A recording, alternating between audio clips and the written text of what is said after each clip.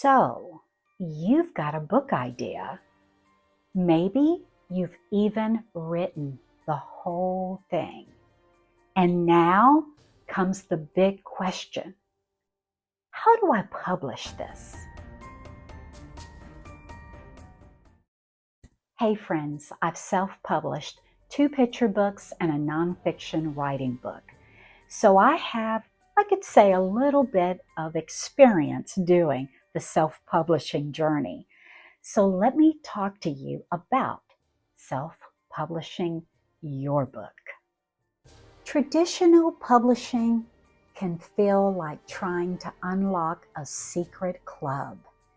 Agents, query letters, rejection emails, it's a lot. But what if I told you there's another way?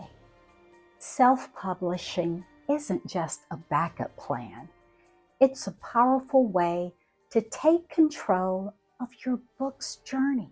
And today, I'm breaking down the mystery so you can confidently publish your book. Let's get started.